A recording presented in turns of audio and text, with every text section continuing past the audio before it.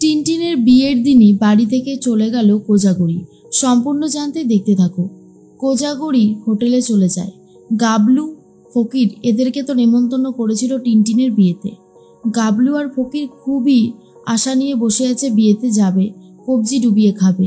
আসলে গাবলু আর ফকিরদের মতো মানুষরা চট করে তো বিয়ে বাড়ি নেমন্তন্ন পায় না, তাই তাদের একটা মনের মধ্যে আশা জন্মেছে। ফকির তখন বলে, উফ, আমার যে কি আনন্দ হচ্ছে ভাবতেই পারছি না। আমি মনে মনে ভাবছি কি ড্রেস পরবো, কি গায়ে সেন্ট দেব। তবে হ্যাঁ, আমার একটা সেন্ট আছে জানো তো কাকিমা, রাস্তায় কুড়িয়ে পেয়েছিলাম, আর সেটাই আমি সাইড করে রেখেছি। ওই সন্ধ্যেবেলা যখন বিয়েতে যাব তখন ওটা গায়ে মেখে যাব। তুমি না আমাদেরকে নেমন্তন্ন করলে, জানো আমাদের তো সচরাচর কেউ নেমন্তন্ন করে না। আর যারাও বা করতো তারাও ওই বিয়ে বাড়ির প্লেট পরিষ্কার করার জন্যই করতো। লাস্টে কোনোদিনও খেতে দিত আলু ওই ঝোল, কোনোদিনও মাংস থাকতোই না, হাড় থাকতো। অনেক কষ্ট করেছি জানো তো। তবে হ্যাঁ, তুমি যে এভাবে আমাদেরকে নেমন্তন্ন করেছো, এটার জন্য যে আমাদের কি ভালো লাগছে তোমাকে বলে বোঝাতে পারবো না। তখনই কোজাগরির তো রাগ হয়ে যাচ্ছে আর বলে, তোরাও ওই বিয়েতে যাবি না। গাবলু তখন বলে, কেন গো কাকিমা, তুমি তো নিজেই আমাদেরকে নেমন্তন্ন করলে, এখন নিজেই যেতে বারণ করছো। কোজাগরি বলে, বারণ যখন করেছি তখন কোনো একটা ব্যাপার আছে বলেই করেছি, না হলে এমনি এমনি তো আর করতাম না, তাই না? গাবলু বলে, সেটা তো বুঝতে পেরেছি, কিন্তু কেন যাব না গো? আমরা তো কত আশা নিয়ে বসে আছি, আমরা যাব, আর তুমি আমাদেরকে বারণই করে দিচ্ছ।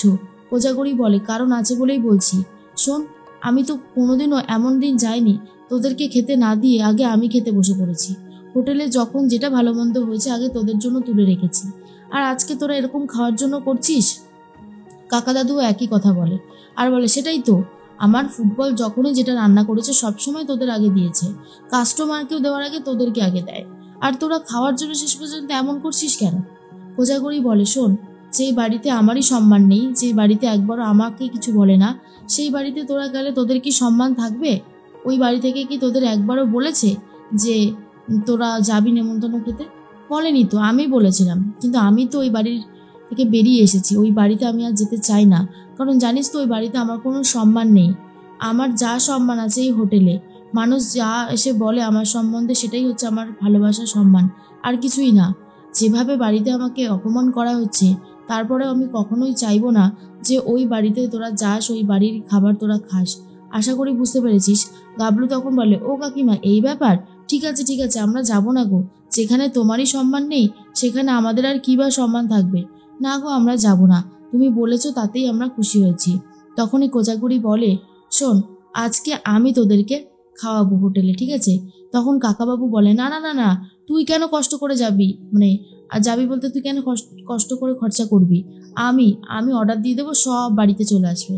তখন কোজাগরি বলে, না না না না কাকু, এখানে আসার কোনো দরকার নেই, আমরা ভালো পোশাক পরে সুন্দর করে সেজে গুজে হোটেলে গিয়ে সবাই মিলে খাবো, ভাবছি তোতাদেরকেও ডেকে নেব। তখনই কাকাবাবু বলে, তা তো খুব ভালো সিদ্ধান্তই নিয়েছিস। গাবলু বলে, শুধু তোতা দিদিমণিকে ডাকবে, ওর বাড়ির কাউকে ডাকবে না?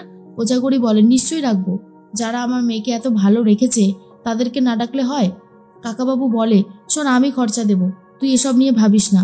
কোজাগরি বলে, না কাকু, তুমি অন্যদিন খাইও, কিন্তু আজ আমাকে খরচা করতে দাও।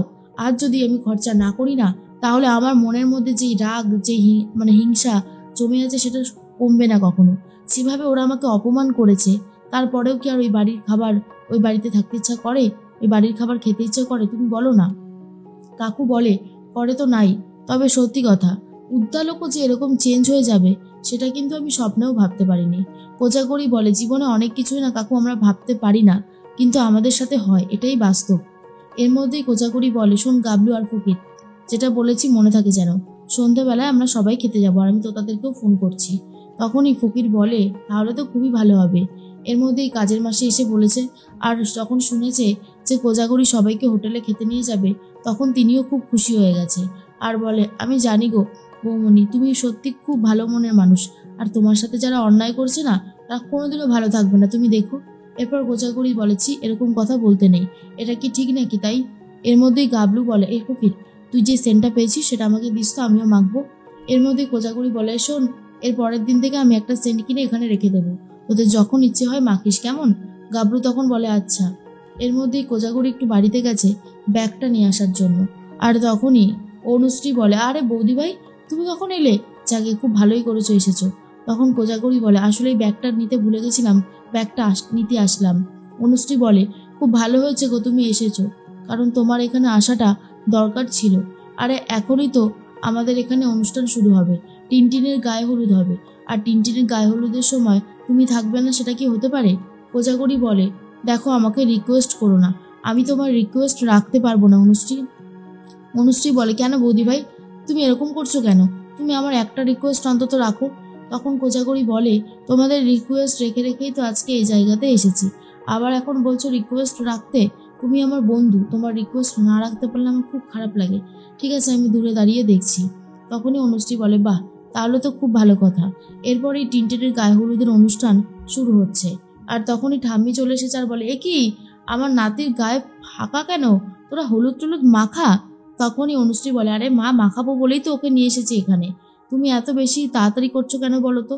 তাড়াতাড়ি তো বৌদি ভাই করবে, কারণ বৌদি ভাইয়ের সব থেকে বেশি তাড়া রয়েছে।